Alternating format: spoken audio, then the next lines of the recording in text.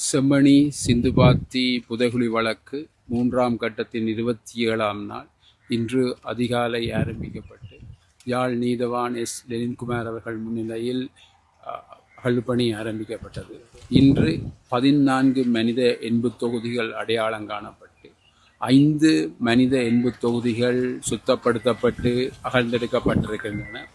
மொத்தமாக 362 மனித எச்சங்கள் மனித எண்பு தொகுதிகள் அடையாளப்படுத்தப்பட்டு நீதிமன்ற கட்டுக்காவலுக்கு எடுக்கப்பட்டு செல்லையா பிரணவன் சட்ட வைத்திய அதிகாரிடம் பாரப்படுத்தப்பட்டிருக்கிறது.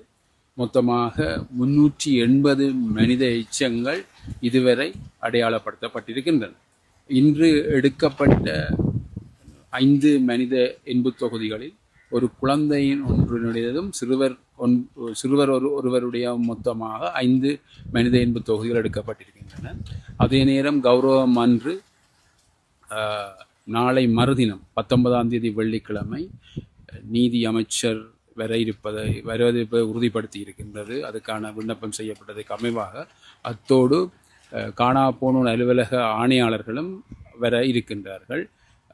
இந்த அகழ்பணி நாளை 28ஆம் நாள் தொடர்ந்து நடைபெற இருக்கின்றது.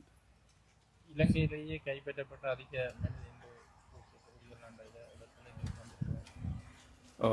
இலங்கையிலேயே ஆக கூடுதலான மனித எண்பு தொகுதிகள் சதோச மன்னர் புதைகுழியில் தான் எடுக்கப்பட்டது.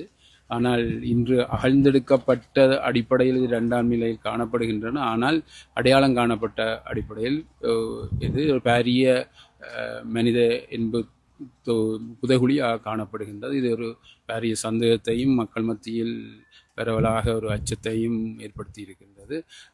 விசாரணைகளின் பின்புதான் இது சம்பந்தமான முடிவுகளை எடுக்கக்கூடியதாக இருக்கும்.